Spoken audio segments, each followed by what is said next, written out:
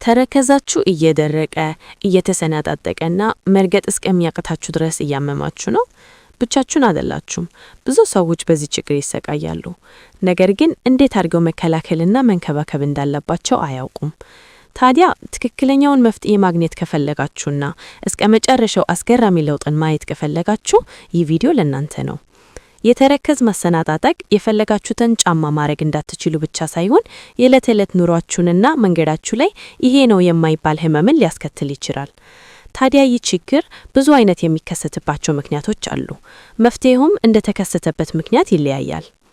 በዚህ ቪዲዮ የደረቀና የተሰናጣጠቀ ተረከዝን እንዴት ሊከሰት እንደሚችል በሳይንሳዊ መረጃና እንዴት አድርገን ደግሞ በቤት ውስጥ ልንከባከበው እንደምንችል እናያለን።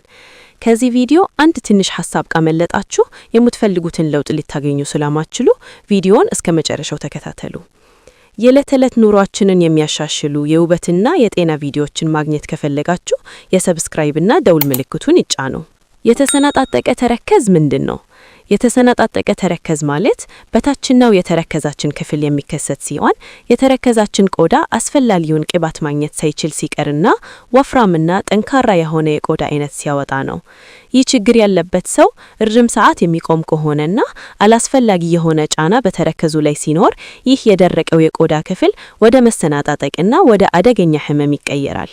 የተረከዝ መድረቅና መሰናጣጠቅ ከሚያሳያቸው ምልክቶች መካከል የተረከዝ መድረቅና ልስላሴውን ማጣት፣ በተረከዛችን ቆዳ ላይ ነጭ ወይም ቢጫ ቀለም ያለው ቆዳ ሲወጣ፣ የተረከዛችንም ቆዳ የሚላጥ አይነት ሲሆንና በግልጽ የሚታይ መሰናጣጠቅና ህመም ሲኖረው ነው።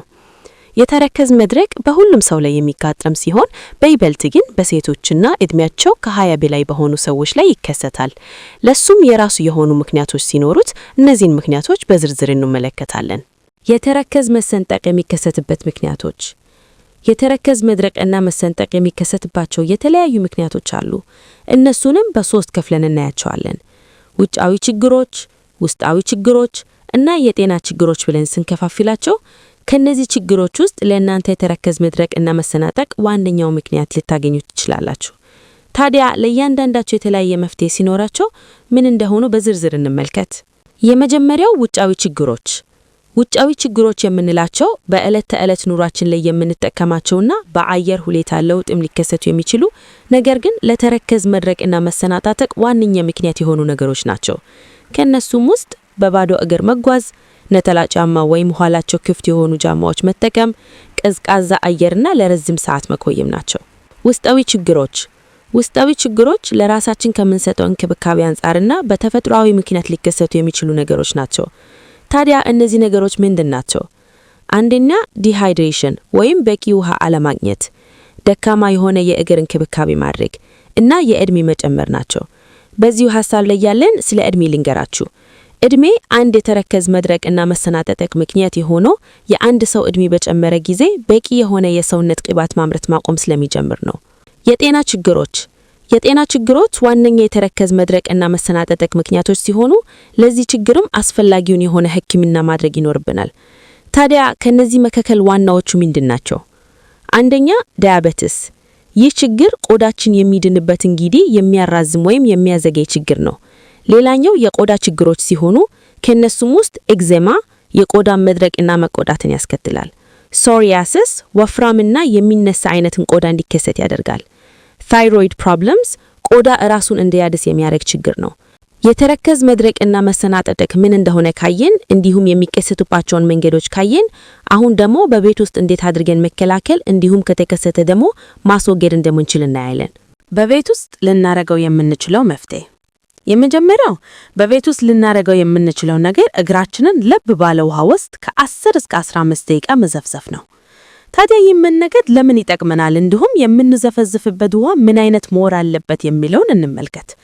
እግራችንን ለብ ባለ ውሃ ውስጥ መዘፍዘፍ የሚጠቅምበት ዋነኛ ምክንያት የሞተውን ወይም የደረቀን የተረከዝ ክፍል ለመለየትና ለማለስለስ ስለሚረዳ ነው።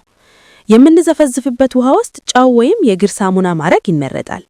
ለበለጠ ውጤት ደግሞ አፕል ሳይደር ቪኔገር 1 ማንኪያ በውሃ ውስጥ አድርገን መጠቀም እንችላለን።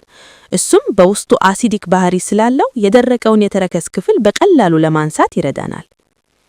ከዚህ በመቀጠል የተረከዝ ድንጋይ በመጠቀም የሞተውን የተረከዝ ቆዳ ማስወገድ። ይህንን በምናረግበት ጊዜ ቀስ ባለ ሁኔታና ቆዳችንን በማይጎዳ መንገድ መሆን አለበት። ምክንያቱም ኃይል ከተጠቀምንና ቆዳችንን ከጎዳነው ሊላጥ ወይም ሊቆስል ይችላል። እሱ ብቻ ሳይሆን ቆዳችን ከመዳን ይልቅ ይበልጥ እንዲደርቅና እንዳይሻሻል ሊያደርገው ይችላል። በጣም አስፈላጊና ዋና የሆነውን ነገር እንመልከት። ከላይ የጠቀስናቸውን መንገዶች ከተከተልን በኋላ ተረከዛችንን ወፍራምና ለቆዳችን ተገቢውን ቅባት ሊሰጡን የሚችሉ ክሬሞችን መጠቀም። እነዚህን ክሬሞች በሁለት እንክፋቸው። እነሱም እጅግ ደረቅና ለተሰነጣጠቀ ተረከዝ የምንጠቀመው እና ለመካከለኛ የተረከዝ ድርቀት የምንጠቀመው ነው።